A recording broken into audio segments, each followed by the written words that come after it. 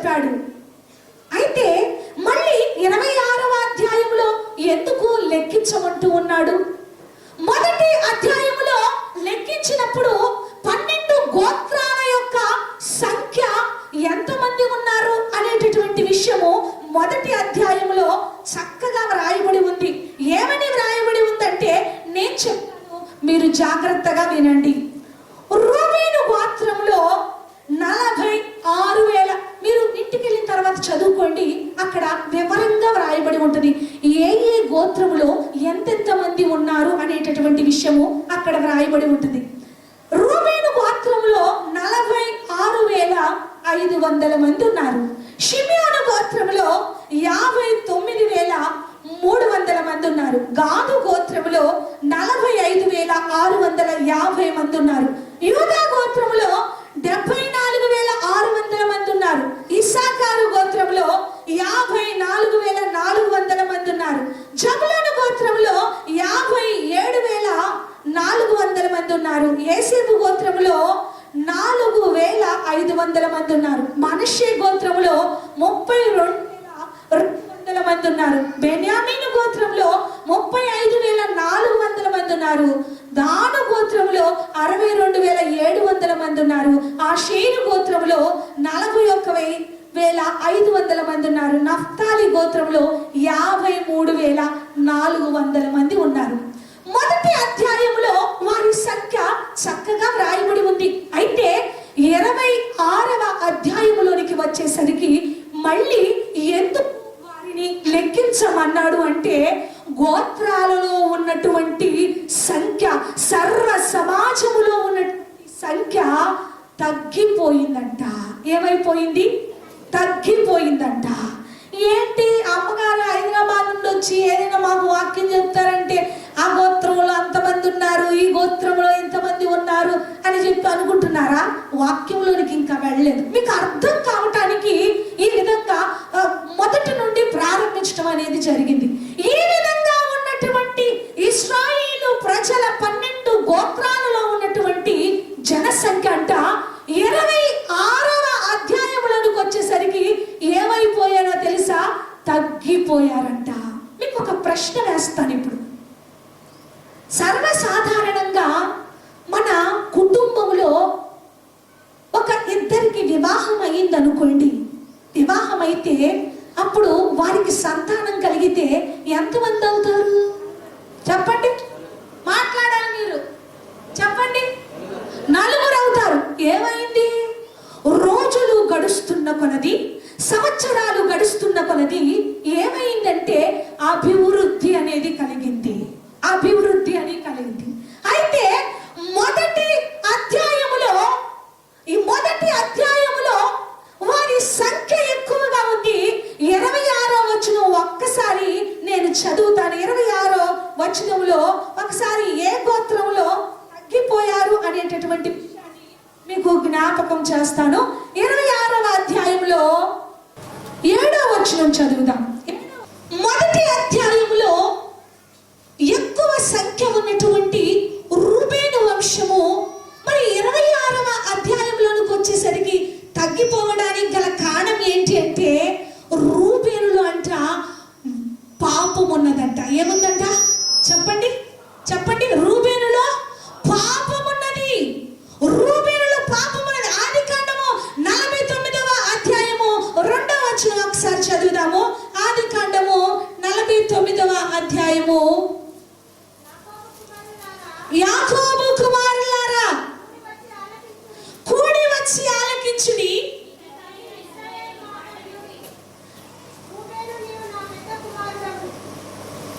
Okay, నీవు నా పెద్ద కుమారుడవు, నా శక్తియు, నా బలము యొక్క ప్రథమ ఫలమును, ఔన్నత్య అతిశయమును, బలాతిశయమును నీవే. నీళ్ళ వలె చంచలుడవై నీవు అతిశయము పొందుదువు.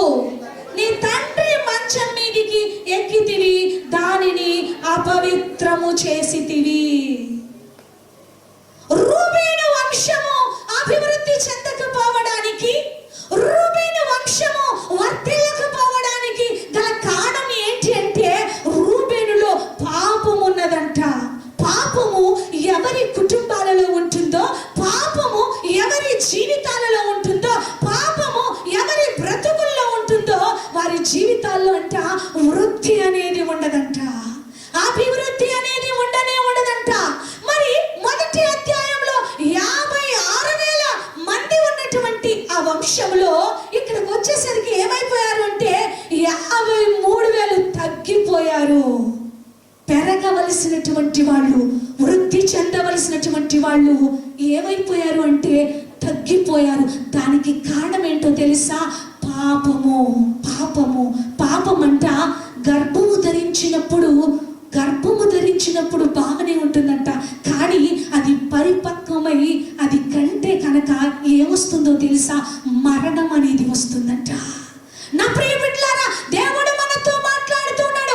నేటి కుటుంబాలలో, నేటి సమాజంలో, నేటి మనుషుల జీవితాలలో, నేటి సంబంధ బాంధవ్యాలలో, బిడ్డల జీవితాలలో ఎందుకు వర్ధిల్లలేకపోతూ ఉన్నారు అంటే పాపము ఉండటం వలన, పాపము చోటు చేసుకోవటం వలన, పాపానికి మనిషి స్థానం ఇవ్వటం వలన వర్ధిల్లలేకపోతూ ఉన్నారంట.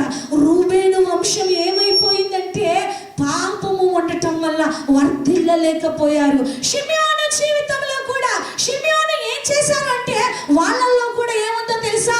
నరహత్య చేసేటటువంటి స్వభావం ఉందంట, మనుషులను చంపేటటువంటి స్వభావం ఉందంట. అందువలనే వాళ్ళ జీవితాల్లో వర్ధిల్లలేకపోయారు. ప్రతి మనిషి జీవితంలో కూడా ప్రతి ఒక్కరూ అనుకుంటారు, నేను వర్ధిల్లాలి, నా కుటుంబం వర్ధిల్లాలి, నా బిడ్డలు వర్ధిల్లాలి, నేను బాగుండాలి అని కోరుకుంటారు. అవునా కాదా? చెప్పండి. ఎవరైనా ఏమనుకుంటారు? నేను బాగుండాలి, నా బిడ్డలు బాగుండాలి, నా బిడ్డలు వర్ధిల్లాలి, నా బిడ్డలు గొప్పోళ్ళు కావాలి, నా బిడ్డలు ప్రయోజకులు కావాలి, నా కుటుంబం ఆశీర్వదించబడాలని ప్రతి ఒక్కరూ కూడా కోరుకుంటారు. మరి కోరుకున్నటువంటి మన జీవితాల్లో ఆశీర్వాదాన్ని పొందాలి అంటే, అభివృద్ధిని పొందాలి అంటే, మన జీవితాల్లో మనము వర్ధిల్లాలి అంటే మనం ఏం చేయాలి? ఏం చేస్తే వర్ధిల్లుతాము? ఏమండి, ప్రతి ఒక్కరూ కూడా ఆశీర్వాదాన్ని కోరుకుంటాము, అభివృద్ధిని కోరుకుంటాము. కానీ అభివృద్ధి అవ్వాలంటే ఏం చేయాలో అది చేయలేకపోవటం వలనే మన జీవితంలో అభివృద్ధిని, ఆశీర్వాదాన్ని పొందుకోలేకపోతున్నాము. ఏం చేయాలో 4 విషయాలు మీకు జ్ఞాపకం చేసి నేను ముగించేస్తాను. ఒక్కసారి పరిశుద్ధ గ్రంథంలో నుండి 2వ దినవృత్తాంతముల గ్రంథము 26వ అధ్యాయము 5-6 వచనాలు చదువుదాం. దేవుడు అతన్ని వర్ధిల్ల చేసెను. దేవునికి స్తోత్రం, హల్లెలూయా. నీవు వర్ధిల్లాలి అంటే, నీ కుటుంబము వర్ధిల్లాలి అంటే నువ్వు ఎవరిని ఆశ్రయించాలంట? యెహోవాని ఆశ్రయించాలంట. మన ఆశ్రయం ఎవరై ఉండాలి అంటే మనము ఆరాధించేటటువంటి దేవుడై ఉండాలి. ఆయన్ని ఆశ్రయించకుండా, ఆయన సన్నిధిని మనము చేరకుండా మన జీవితంలో ఆశీర్వాదాన్ని పొందుకోలేము. మనం అనుకుంటూ ఉంటాము, నా కష్టం వల్ల నేను గొప్పవాడనయ్యాను, నా జ్ఞానం వల్ల నేను గొప్పవాడనయ్యాను, నేను అభివృద్ధి అయ్యాను అని చెప్పి మనం అనుకుంటూ ఉంటాము. కానీ దేవుడు ఒక వ్యక్తిని ఆశీర్వదించకపోతే కనుక ఎన్నటికీ ఆశీర్వాదం అనేది కలుగదు. దేవునికి స్తోత్రం. నరుల కష్టము వలన అది ఎక్కువ కాదని దేవుని యొక్క వాక్యం మనతో మాట్లాడుతుంది. నరుల కష్టం వలన వృద్ధి కలగదంట, నరుల కష్టం వలన ఆశీర్వాదం కలగదంట, నరుల కష్టం వలన దీవెన కలుగదంట. ఎవరి వలన కలుగుతుంది అంటే యెహోవాని ఆశ్రయించుట వలన ఆశీర్వాదము, అభివృద్ధి అనేది కలుగుతుంది. చప్పట్లు కొడుతూ దేవుని నామాన్ని మహిమ పొందుదాం. ఈ దినాన్న మనం ఎవరిని ఆశ్రయిస్తున్నామో, మన చుట్టూ ఉన్నటువంటి గొప్ప వారిని ఆశ్రయంగా చేసుకుంటూ ఉన్నాము, ఉన్నతమైనటువంటి వారిని ఆశ్రయంగా చేసుకుంటున్నాము. మనం అనుకుంటాము, అయ్యా నేను ఈ కష్టంలో ఉన్నాను కదా, ఆ గొప్ప వ్యక్తి అయితే నాకు సహాయం చేస్తాడు, లేకపోతే ఒక కలెక్టర్ అయితే నాకు సహాయం చేస్తాడు, లేకపోతే ప్రెసిడెంట్ అయితే సహాయం చేస్తాడు, ఎమ్మెల్యే అయితే నాకు సహాయం చేస్తాడు అని చెప్పి మనుషులను మనము ఆశ్రయిస్తాము. మీకు ఒక విషయాన్ని చెప్పమంటారా? మనుషులు నమ్మదగినటువంటి వాళ్ళు కాదండి, నమ్మదగినటువంటి వాళ్ళు కాదు. నమ్మబలికి మోసం చేయగలిగిన వాళ్ళు ఎవరు అంటే మనుషులే. అతి త్వరగా మారిపోయేది ఎవరంటే మనుషులే. మనుషులు ఎంత త్వరగా మారిపోతారు అంటే క్షణానికి మారిపోతూ ఉంటారు. ప్రతి క్షణము కూడా ఒక క్షణం ప్రేమిస్తారు, ఒక క్షణము ద్వేషిస్తారు. ఏ క్షణం ఎలా ఉంటారో తెలియదు మనుషులు. అటువంటి క్షణానికి మారిపోయేటటువంటి మనుషుల్ని మనము ఆశ్రయంగా చేసుకుంటే మన బ్రతుకులో మనము దీవెనను చూడలేమండి. అనుక్షణము నిత్యము మారక నిన్నుగా ప్రేమిస్తున్నటువంటి గొప్ప దేవుణ్ణి నువ్వు ఆశ్రయంగా చేసుకుంటే కనుక నీ జీవితము వర్ధిల్లుతుంది. దేవునికి స్తోత్రం, హల్లెలూయా. మన జీవితాలలో వర్ధిల్లాలి అంటే మన ఆశ్రయము ఆయనై ఉండాలి. నీ ఆశ్రయ దుర్గము ఆయన ఉండాలి. కష్టములో, శ్రమలో, నిందల్లో, నిట్టూర్పులలో, అవమానములో, అన్ని విషయాలలో కూడా ఆయన్ను నువ్వు ఆశ్రయిస్తే అంట ఆయన ఎంత మాత్రము త్రోసివేసే దేవుడు కాదండి. త్రోసివేయడు ఆయన. ఆయనంట హక్కున చేర్చుకునేటటువంటి గొప్ప దేవుడై ఉన్నాడు. అన్నీ బాగుంటే మనుషులు మనల్ని ప్రేమిస్తారండి కదా, అవునా? అన్నీ బాగుంటే అందరూ వస్తారు, అన్నీ బాగుంటే అందరూ ప్రేమిస్తారు.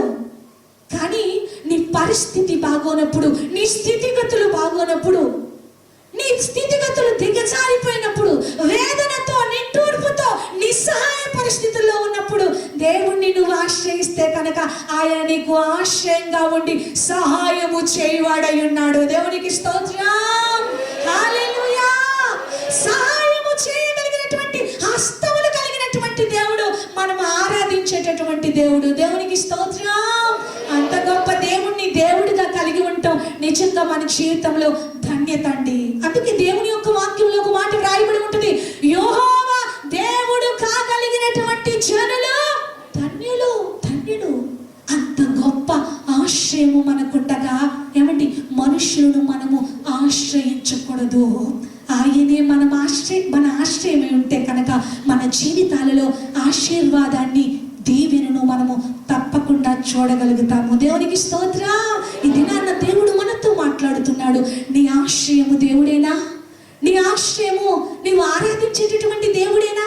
నీ కష్టములో దేవుణ్ణి చెంతకు నువ్వు చేరుతున్నావా? నీ వేదనలో దేవుణ్ణి నువ్వు ఆశ్రయిస్తూ ఉన్నావా? నీ నిట్టూర్పులో దేవుణ్ణి నువ్వు ఆశ్రయిస్తున్నావా? ఆయన్ని ఆశ్రయిస్తే కనుక ఆయన ఎంత మాత్రము త్రోసివేసే దేవుడు కానే కాదు. దేవునికి స్తోత్రం, హల్లెలూయా. ఆయన్ని నమ్ముకున్న వాళ్ళనంట దేవుడు విడిచిపెట్టే దేవుడు కాదండి. ఈ లోకంలో మనుషులు నమ్ముకుంటే మధ్యలోనే వదిలేస్తారు. మీకు ఒక విషయం చెప్పమంటారా? ఏ రిలేషన్లోనైనా సరే నమ్మకత్వం అనేది దినాన్న లేకుండా పోతుందండి. ఏ బంధాలు కూడా శాశ్వతమైనటువంటివి కావు. ఏ బంధమైనా సరే ఎక్కడో చోట ఆగిపోతుంది. ఏ బంధమైనా సరే ఎక్కడో చోట నిలిచిపోతుంది. శాశ్వతంగా మనతో ఉండేటటువంటి బంధం ఏంటంటే యేసుతో ఉన్నటువంటి అనుబంధము. చప్పట్లు కొడుతూ దేవుని నామాన్ని మహిమపరుద్దాం. ఎస్, అవునండి. ఆయనతో మనం ఆశ్రయించాలి. ఆయనతో సంబంధాన్ని కలిగి ఉండాలి. ఆయన్ని మనము కలిగి ఉంటేనే మన జీవితంలో ఆశీర్వాదాన్ని, దీవెనను పొందగలుగుతాము. ఈ దినాన్న దేవుణ్ణి ఆశ్రయించక జీవితాలలో నష్టపోయిన వాళ్ళు లోకంలో అనేక మంది ఉన్నారు. ఆయన్ని నమ్ముకోక జీవితాలు పాడు చేసుకుంటున్నటువంటి వాళ్ళు చాలా మంది ఉన్నారు. మా మరిది గారు 10 సంవత్సరాలు అవుతుంది వివాహం, 13 సంవత్సరాలు అవుతుంది వివాహమై. అయితే నేను ఒక మాట చెప్తూ ఉన్నాను, వాళ్ళకి బిడ్డలు లేరు. నువ్వు దేవుణ్ణి ఆశ్రయిస్తే, నువ్వు దేవుణ్ణి నమ్ముకుంటే కనుక నీ బ్రతుకులో సంతానం అనేది కలుగుతుంది. సంతానం ఇచ్చేది దేవుడే అని చెప్పి మా మరిది గారికి చెప్తూ ఉంటే ఆయన ఏం పట్టించుకోవటం లేదు. పట్టించుకోండి, వేటిని ఆశ్రయిస్తున్నాడో తెలుసా? చెట్లను, పుట్లను, రాళ్లను, రప్పలను. ఏమండి ఒక మాట అవి మనతో మాట్లాడగలవా? ఏమండి నువ్వు వేడిస్తే నీ కన్నీళ్లు తుడుస్తాయా? చెప్పండి. నువ్వు మాట్లాడితే నువ్వు మాట్లాడే మాటలు ఆలకిస్తాయా? ఏమండి ఈ దినాన్న మనిషి వేటిని ఆశ్రయిస్తూ ఉన్నారు అంటే జీవము లేని వాటిని ఆశ్రయిస్తూ ఉన్నారు. జీవము లేని వాటిని ఆరాధిస్తూ ఉన్నారు. అవి మాట్లాడలేవు, కానీ మనము మాట్లాడగలుగుతామా? మాట్లాడండి. మనం మాట్లాడగలుగుతామా? చెప్పండి. మాట్లాడగలుగుతాము అంటే వాటికంటే ఎవరు శ్రేష్ఠులు? మనమే శ్రేష్ఠులు కదా. ఆలోచించగలుగుతున్నాము, ఆలోచన చేయగలుగుతున్నాము, మాట్లాడగలుగుతున్నాము, స్పందించగలుగుతూ ఉన్నాము అంటే మానవుడు ఈ దినాన్న వేటిని ఆశ్రయిస్తూ ఉన్నాడంటే అజ్ఞానములో మనోనేత్రాలకు గుడ్డితనము కలిగి జీవము లేనటువంటి వాటిని ఆరాధిస్తూ ఉన్నారు. దేవునికి స్తోత్రం. హల్లెలూయా. జీవము లేని వాటిని ఆరాధిస్తూ జీవము కలిగినటువంటి దేవుణ్ణి ఆశ్రయించలేనటువంటి స్థితిలో ఉన్నారు. ఇదినాన్న దేవుడు మనతో అంటున్నాడు, ఆయన్ని గనక మీరు నమ్ముకుంటే, ఆయన్ని గనక మీరు ఆశ్రయిస్తే కనుక ఆయన మన జీవితాలనంట వర్ధిల్ల చేయగలిగిన గొప్పవాడై ఉన్నాడు. దేవునికి స్తోత్రం. ఆయన్ని నమ్ముకోవాలి. ఆయన్ని నమ్ముకుంటే మనల్ని సిగ్గుపరిచే దేవుడు కాదు. ఆయన్ని ఆశ్రయిస్తే త్రోసివేసే దేవుడు కాదండి. ఏం చేస్తాడంట? ఆయన్ని ఆశ్రయిస్తే నీ ఆశను తీరుస్తాడంట. నీ ఆశను తీరుస్తాడంట. ఏంటి నీ ఆశ? ఏంటి నీ ఆశ? నీ బిడ్డలు వర్ధిల్లాలని, నీ కుటుంబం వర్ధిల్లాలని, ఆధ్యాత్మికంగా నీవు ఎదగాలని. ఎవరు తీర్చగలరు మన ఆశలను? ఏమండి, ఎవరెవరినో వేటినో ఆశ్రయిస్తూ ఉన్నాము, కానీ అవి మన ఆశలు తీర్చగలుగుతూ ఉన్నాయా?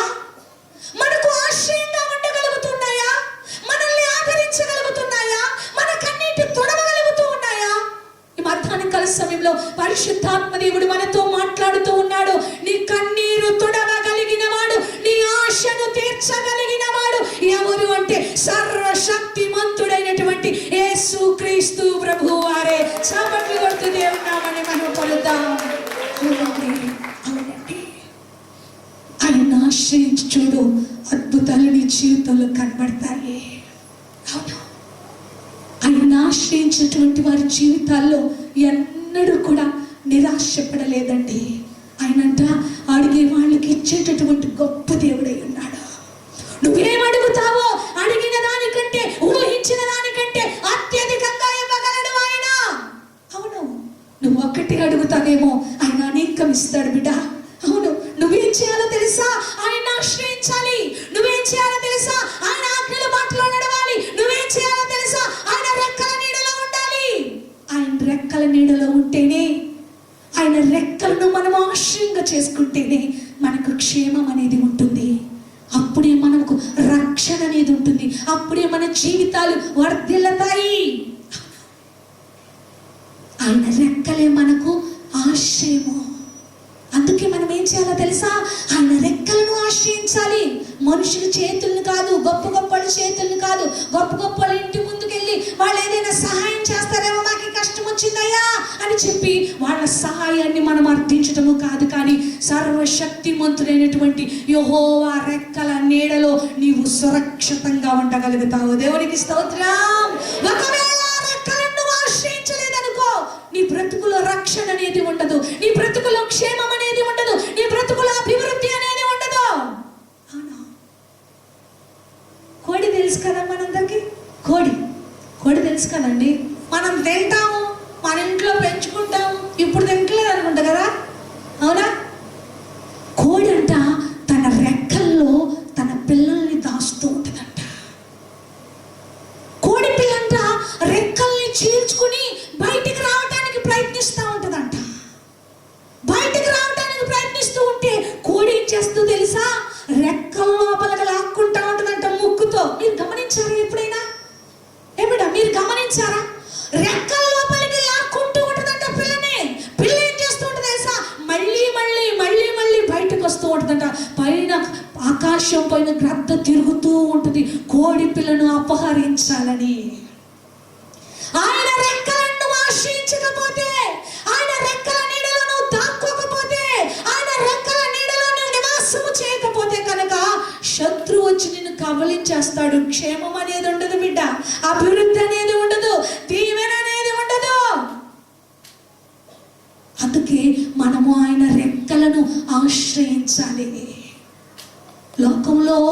లోకములో ఎవరి సహాయాన్ని కోరినా కూడా అదంతా కూడా వ్యర్థమే అవుతుంది.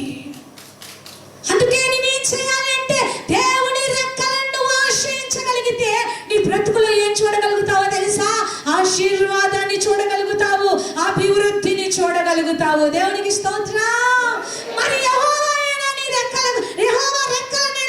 నివాసం చేస్తున్నావా? నీవు ఆరాధించేటటువంటి దేవుడు నీ ఆశ్రయమేనా? ఇది నన్ను ఒక ప్రశ్న. ఒకవేళ నువ్వెవరినైనా ఆశ్రయిస్తున్నావేమో, వద్దు బిడ్డ, వద్దు.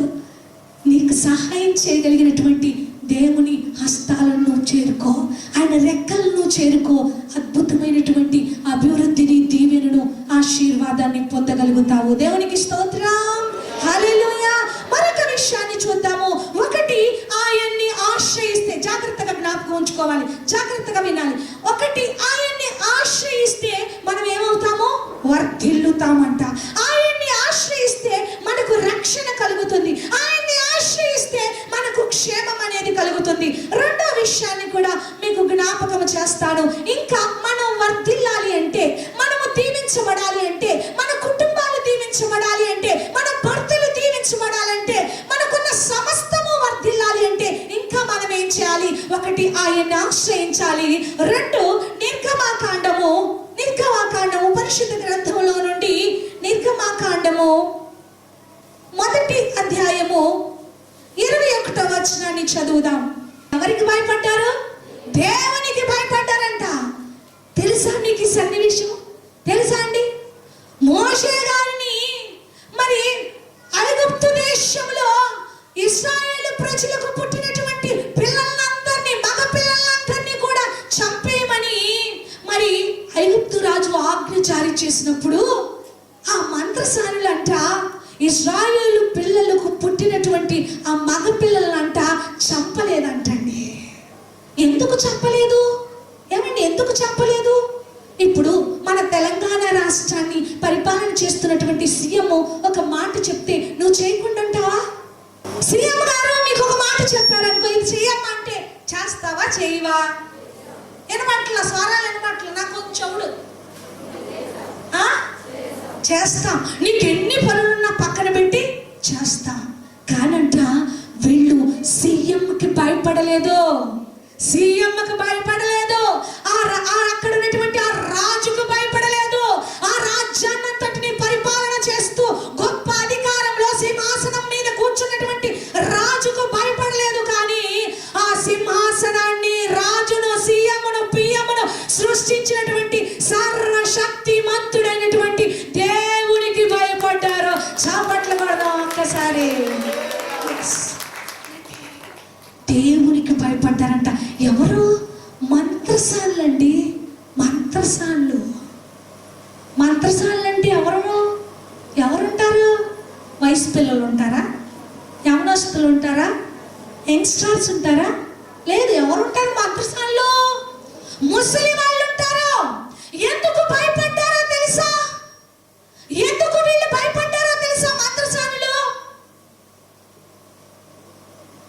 యేసేపు అక్కడ ఐగుప్తు రాజ్యాన్ని పరిపాలన చేసినప్పుడు యేసేపు పట్ల దేవుడు ఎన్ని గొప్ప కార్యాలు చేశాడో, యేసేపు పట్ల దేవుడు చేసిన గొప్ప కార్యాలన్నీ, ఐగుప్తు దేశంలో ఇశ్రాయేలు ప్రజల పట్ల దేవుడు చేసినటువంటి కార్యాలన్నీ కూడా వాళ్ళు చూశారు.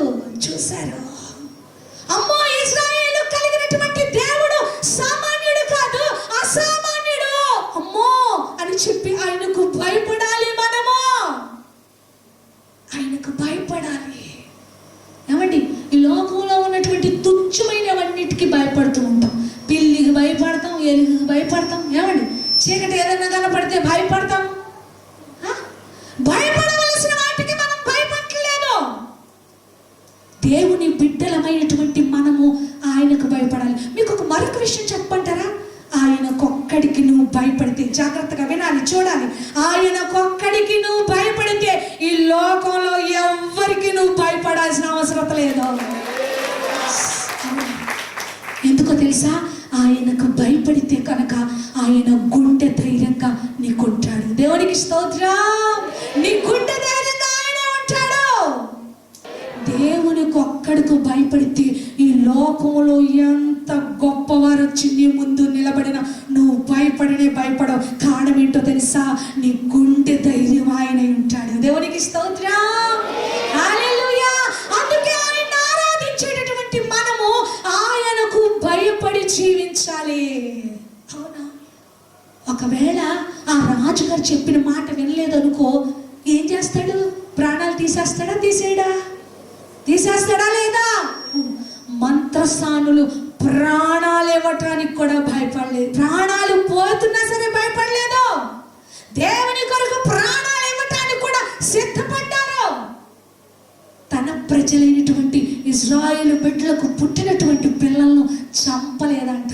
రాజు అడుగుతూ ఉన్నారు, ఏంటి మంత్రసాలలో ఏంటి అక్కడక్కడ మగ పిల్లలు కనపడుతున్నారు, ఏంటి మీరు చంపలేదా అంటే వాళ్ళు అంటున్నారు, అయ్యా హెబ్రీ స్త్రీలు చాలా చురుకైనోళ్ళు, మేము వెళ్ళేసరికి వాళ్ళు కనేసేశారు. హెబ్రీ స్త్రీలు చురుకైన వాళ్ళు. మంత్రసానులు చెప్తున్నటువంటి మాట ఎందుకు చెప్పారో తెలుసా? ఆ మాట ఎందుకు చెప్పారో తెలుసా? వాళ్ళు దేవునికి భయపడ్డారు బిడ్డ. దేవునికి భయపడటం వల్ల దేవుడు వాళ్ళ జీవితంలో ఏం చేశాడో తెలుసా? వాళ్ళకంట వంశాభివృద్ధి కలిగ చేశాడంట. దేవునికి స్తోత్రం.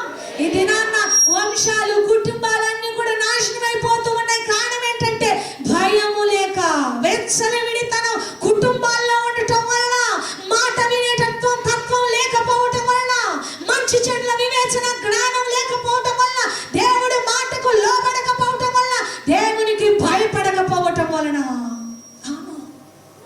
ఇది నాన్న కుటుంబాల్లో భయం ఉండలేదు, సంఘాల్లో భయం ఉండలేదు, కాలేజెస్లో స్కూల్స్లో భయం ఉండలేదు.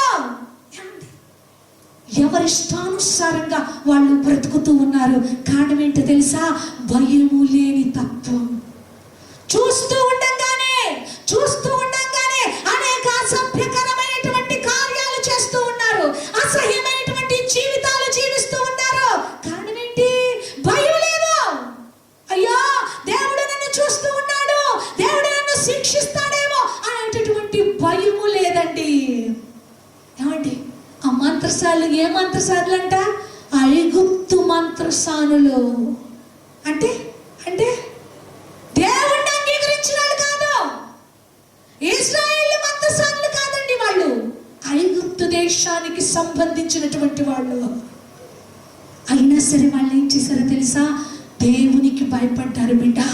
ఇది నాన్న క్రైస్తవ జీవితాన్ని జీవిస్తున్నటువంటి నీ జీవితంలో, క్రీస్తు బిడ్డగా బ్రతుకుతున్నటువంటి నీ జీవితంలో దేవునికి భయపడుతున్నావా? దేవుని బిడ్డగా బ్రతుకుతూ ఒకవేళ దేవునికి భయపడకుండా దేవునికి ఇష్టమైనటువంటి కార్యాలు నీ జీవితంలో ఏమైనా ఉన్నాయా? నీ కుటుంబంలో కానీ, నీ బిడ్డల జీవితాల్లో కానీ, నీ భర్త జీవితంలో కానీ, నీ జీవితంలో కానీ ఒక్కసారి దేవుడు మనతో మాట్లాడుతూ ఉన్నాడు. మనల్ని మనం పరిశీలన చేసుకుందాము. దేవుడు అంటూ ఉన్నాడు, భయము కలిగి బ్రతకమంటున్నాడు. ఆయన యందు భయభక్తులు కలిగి జీవించడం అనే జీవితంలో అంట ఆశీర్వాదం కలుగుతుందంట. అయ్యో మా కుటుంబాల్లో ఎప్పుడు ఆర్థిక పరిస్థితులే ఉన్నాయి, మేము ఎన్నో సంవత్సరాలుగా ఇలాగే ఉండిపోయాం, మా జీవితంలో అభివృద్ధి లేదు, మా జీవితంలో ఆశీర్వాదం లేదు, మా జీవితంలో దీవెన లేదు. వాళ్ళు చూడు ఎలా ఆశీర్వదించబడుతున్నారు, వాళ్ళు చూడు ఎలా అభివృద్ధి చెందుతున్నారు అని చెప్పి ఒకవేళ నీ మనస్సులో ఆలోచన చేస్తూ ఉన్నావేమో, బాధపడుతూ ఉన్నావేమో. ఇది నాన్న దేవుడు నీతో మాట్లాడుతూ ఉన్నాడు. బిడ్డ, నువ్వు ఆశీర్వాదాన్ని పొందాలి అంటే, నీ బిడ్డల జీవితాల్లో వృద్ధి పొందాలి అంటే ఏమండి? దేవునికి భయపడాలంట. దేవునికి స్తోత్రం, హల్లెలూయా.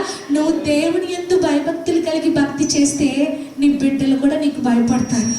అవును, నీ భర్త కూడా, అమ్మో నా భార్య ప్రార్థన పొర్రాలు, నా భార్య ప్రార్థన పొర్రాలని నీకు అంగీకారంగా ఉంటాడు నీ భర్త కూడా. దేవుని యందు భయము అనేది అంత గొప్పది. దేవుని యందు భయము కలిగి మనము జీవించగలిగితే కనుక మన జీవితంలో వృద్ధిని చూడగలుగుతాం. అవునా? కానీ ఈ దినాన్న భయభక్తులు లేనటువంటి జీవితాలు అయిపోతున్నాయి. భయం లేని కోడంట బజారులో గుడ్డు పెట్టిందంట. ఎక్కడ తెలుసా నీకు? ఇది తెలిసే ఉంటుంది కదా, అందరికి తెలిసినటువంటి విషయమే. ఎక్కడ పెట్టిందంట? బజార్లో పెట్టిందంట. ఎక్కడ పెట్టాలి? రోజు ఎవరైతే గింజలు వేస్తున్నారో, రోజు ఎవరైతే కొంచెం బియ్యం వేస్తున్నారో, రోజు ఎవరైతే గంప కింద కప్పెడుతూ ఉన్నారో, రోజు ఆహారం ఎవరు పెడుతున్నారో వాళ్ళ ఇంట్లో పెట్టాలి కదా. కానీ ఎక్కడ పెట్టింది? బజార్లో పెట్టిందంట.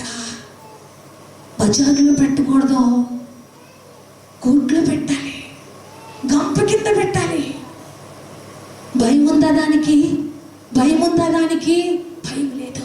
క్రైస్తవ జీవితాన్ని జీవిస్తున్న నీ జీవితంలో మనుషులు ఎవరు చూడకపోవచ్చు బిడ్డ, దేవుడు చూస్తున్నాడు అనేటటువంటి భయము నీ జీవితంలో ఉండాలి. దేవునికి స్తోత్రం. ఆయన కన్ను సర్వ సృష్టిని చూడగలుగుతుంది. ఆయన కన్నును కప్పగలిగిన వాళ్ళు ఎవరు లేరు. అవును, ఆయన కన్ను కప్పగలిగిన, ఆయన చూడకుండా మనం ఏమేమి చేయగలమా?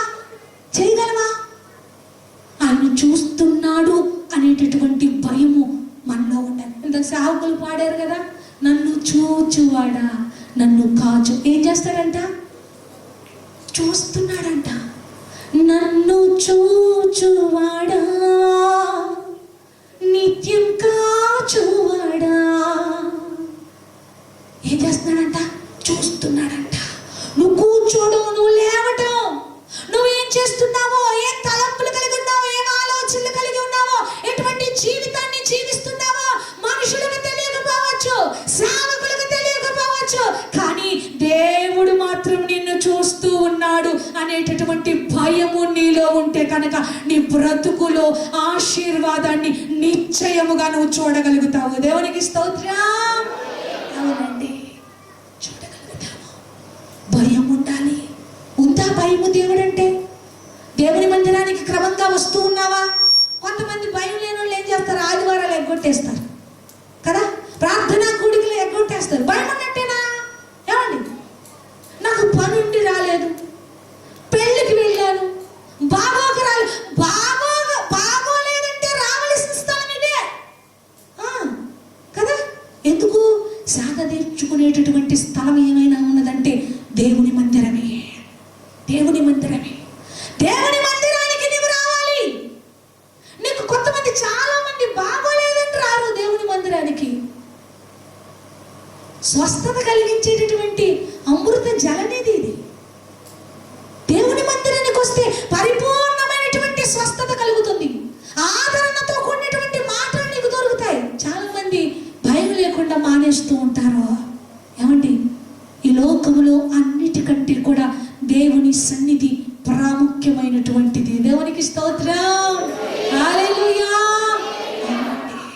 ఒక ఆమంట ఆదివారం ప్రార్థన మానేసి పెళ్ళికి వెళ్ళిందంట. ఆదివారం ప్రార్థన మానేసి పెళ్ళికి వెళ్ళిందంట.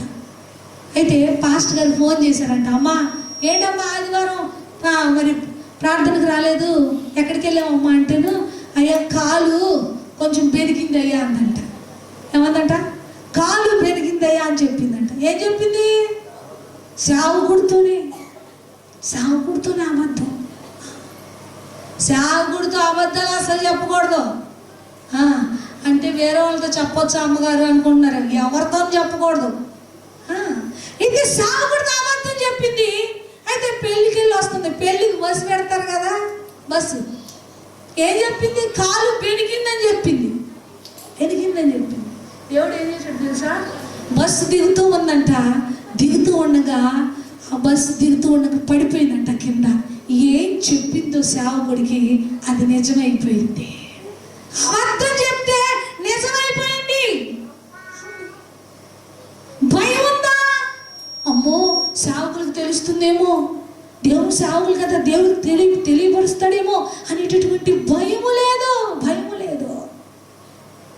భయము కలిగి జీవించగలిగితే, భయము కలిగి నువ్వు బ్రతకగలిగితే కనుక నీ బ్రతుకులో గొప్ప ఆశీర్వాదాన్ని, దీవెనను నువ్వు చూడగలుగుతావు బిడ్డ. దేవునికి స్తోత్రం. హల్లెలూయా. దేవుని యందు భయభక్తులు కలిగిన వారి జీవితంలో ఆశీర్వాదము నిశ్చయముగా దిగి వస్తుంది. దీవెన నిశ్చయముగా దిగి వస్తుంది. ఆపగలిగిన వాళ్ళు ఎవరు లేరు. దేవుడు ఒక వ్యక్తిని దీవించాలి, ఆశీర్వదించాలి అనుకుంటే ఆపగలిగిన వాళ్ళు ఎవరైనా ఉన్నారా? ఎవరు లేరు. దేవునికి భయపడాలి. దేవునికి భయపడి మనం బ్రతకగలిగితే కనుక మనము దేవుని రాజ్యాన్ని స్వతంత్రించుకోగలుగుతాము. దేవునికి ఎప్పుడు నువ్వు భయపడతావో పాపం చేయవు, పాపానికి దూరంగా ఉంటావు, పాపం నుండి పారిపోతావు. యేసేపు పారిపోయాడు పాపం నుండి. ఎందుకు పారిపోయాడు చెప్పండి? దేవుడు చూస్తున్నాడని. దేవుడు చూస్తున్నాడు. ఆయనకి విరోధంగా నేను పాపం ఎలాగ చేస్తానని చెప్పి లేదండి. అటువంటి భయం అనేది క్రైస్తవ బిడ్డల్లో ఉండాలి. దేవునికి స్తోత్రం. లోక సంబంధమైనటువంటి విషయాల్లో ధైర్యంగా ఉండాలి. పర సంబంధమైనటువంటి దేవుని విషయంలో మాత్రం భయము కలిగి వణుకు కలిగి జీవించాలి. దేవునికి స్తోత్రం. హల్లెలూయా. ఇది నాన్న దేవుడు మనతో మాట్లాడుతూ ఉన్నాడు. భయపడుతున్నావా దేవునికి? దేవునికి భయపడుతున్నావా? సేవకుడికి లోబడుతున్నావా? సేవకుడికి భయపడుతున్నావా? వాక్యానికి లోబడుతున్నావా? వాక్యానికి భయపడుతున్నావా? ఆజ్ఞలు పాటిస్తున్నావా? దేవుని యొక్క వాక్యానుసారంగా బ్రతకగలుగుతున్నావా? ఇది నాన్న దేవుడు మనతో అంటున్నాడు. వర్ధిల్లాలనుకుంటున్నావా? అలా అయితే దేవునికి భయపడి బిడ్డ. ఆశీర్వాదం పొందాలనుకుంటున్నావా? అలా అయితే దేవునికి భయపడి బిడ్డ. యవన బిడ్డలో మీరు కూడా దేవునికి భయపడి జీవించాలి. మీ యవన జీవితం ఆశీర్వాదకరంగా ఉండాలి అంటే, మీరు గొప్ప వాళ్ళు కావాలి అంటే, ప్రయోజకులు కావాలి అంటే, మీ జీవితంలో దేవుడు అంటే మీకు భయము అనేది ఉండాలి. దేవునికి స్తోత్రం. ఒకరు వర్ధిల్లాలంటే ఏంటంటే మొట్టమొదటి చెప్పాను, చెప్పాలి గట్టిగా. ఎవరిని? ఎవరు? మనుషుల్లా? దేవుణ్ణి ఆశ్రయించాలి. రెండో దేవునికి భయపడాలి. ఒకటి దేవుణ్ణి ఆశ్రయించాలి, రెండు దేవునికి భయపడాలి. మూడో విషయాన్ని మీకు జ్ఞాపకం చేస్తాను. సామెతల గ్రంథము వర్ధిల్లాలి అంటే, ఆశీర్వాదాన్ని పొందాలి అంటే, కుటుంబంలో దీనిని పొందాలి అంటే ఏం చేయాలో మరి సామెతల గ్రంథము 11వ అధ్యాయము 24వ వచనం చదువుదాం. ఏం చేయాలంట? వెదజల్లి ఇచ్చేవారు అభివృద్ధి చెందుతారంట. ఎవరు చెప్పండి అభివృద్ధి చెందేది? ఏమండి? అదేంటి అమ్మగారు, ఇస్తే మేమేలా అభివృద్ధి చెందుతాం? ఇవ్వటం వల్ల మా దగ్గర అయిపోతుంది కదా. మన ఆలోచన మన ఉద్దేశం అది. ఇవ్వటం అనేది శ్రేష్టమైంది. పుచ్చుకొనుట కంటే ఇచ్చుట ధన్యత. ఏంటి ధన్యత? పుచ్చుకొనుట కంటే ఇచ్చుట ధన్యత. దేవుని యొక్క వాక్యం అంటుంది, ఇవ్వటం వల్ల నువ్వేమవుతావో తెలుసా? అభివృద్ధి చెందుతావు, వృద్ధి కలుగుతుంది, దీవెన కలుగుతుంది. ఇచ్చేటటువంటి స్వభావము క్రైస్తవ బిడ్డలకు ఉండాలి. అసలు క్రైస్తవులు అంటేనే ఇచ్చేటటువంటి వాళ్ళు కదా. అవునా కాదా? అవునండి. మనం ఇచ్చినంతగా ఎవరు ఇవ్వలేరు. దాన ధర్మాలు కానీ, ఎవరికైనా సహాయం చేయటం కానీ ఎవరు చేస్తారు? అలనాడు మిషనరీలు వచ్చి ఇక్కడ ఎంతో డబ్బును ఖర్చు పెట్టి స్కూల్స్, కాలేజెస్, హాస్పిటల్స్, అనాథాశ్రమాలు ఎంత డబ్బు ఖర్చు పెట్టారు? ఏంటి వాళ్ళకి ఎక్కువయ్యా? ఎక్కువయ్యా? డబ్బు అంటే అసహ్యత పుట్టా? ఏమండి? డబ్బును ప్రేమించిన వాళ్ళు ఎవరున్నారండి? అసహ్యత కలిగా? లేదండి, లేదు. దేవుని కొరకు మేము చేయాలి, దేవుని కొరకు మేము ఇవ్వాలి. దేవుని కొరకు ఇచ్చుట వలన వాళ్ళ జీవితాల్లో గొప్ప ఆశీర్వాదాన్ని వాళ్ళు పొందుకోగలిగారు. దేవునికి స్తోత్రం. హల్లెలూయా. ఇవ్వటం అనేది శ్రేష్టమైనటువంటి గుణం. ఇవ్వటం అనేది శ్రేష్టమైనటువంటి లక్షణం. అవునా? ఇచ్చేవాళ్ళు ఎప్పుడు కూడా ఎక్కడ ఉంటారు తెలుసా? పైన ఉంటారు. దేవుని కొరకు ఇవ్వటం నేర్చుకోండి. దేవుని కొరకు నువ్వు ఖర్చు పెట్టగలిగితే, దేవుని కొరకు నువ్వు ఇవ్వగలిగితే కనుక నీ జీవితంలో అభివృద్ధిని చూడగలుగుతావు. దేవునికి స్తోత్రం. హల్లెలూయా. నీకు కలిగిందంతా ఇచ్చేమంట్ల. దేవుడు ఎంత గొప్పడో తెలుసా? దేవుడు ఎందుకు ఇవ్వమంటున్నాడు? ఆయనకి లేక ఇవ్వమంటున్నాడా? కూర్చోను నేను. ఎందుకు ఇవ్వమంటున్నాడు? ఆయనకి లేక ఇవ్వమంటున్నాడా? ఈ సత్యాన్ని మీరు గ్రహించాలి. ఇచ్చే మనస్సు నీకుందో లేదో తెలుసుకుంటూ కొరకు ఇవ్వమంటున్నాడు. ఇచ్చే మనస్సు నీకు నేర్పించడం కొరకు ఇవ్వమంటున్నాడు. ఇచ్చటం ద్వారా నువ్వు ఆశీర్వదించబడాలని దేవుడు కోరుకుంటూ ఉన్నాడు. అందుకే అడుగుతూ ఉన్నాడు. దశమ భాగాలు ఎంతమంది ఇస్తారు అక్కడ? నేను చేయత్మన్నాను. ఏమండి? దశమ భాగం అంట దేవునిది. ఎవరిది? దేవునిది. దశమ భాగము. నువ్వు 10 రూపాయలు సంపాదిస్తే 10 రూపాయలు నాకు తీసుకొచ్చి వంటలా. దేవుడు ఎంత మంచోడో చూడండి కదా. 9 నువ్వు ఉంచుకో బిడ్డ, ఒకటి దాని ద్వారా నువ్వు ఆశీర్వాదం పొందుతావు. సరే, ఆ ఒకటి తీసుకుని నిన్ను వదిలేస్తాడా? లేదు. ఆ ఒకటిని 100 చేసి మళ్ళీ తిరిగి నీకే ఇస్తానంటాడు. చాపట్ల వాడు ఒకసారి తన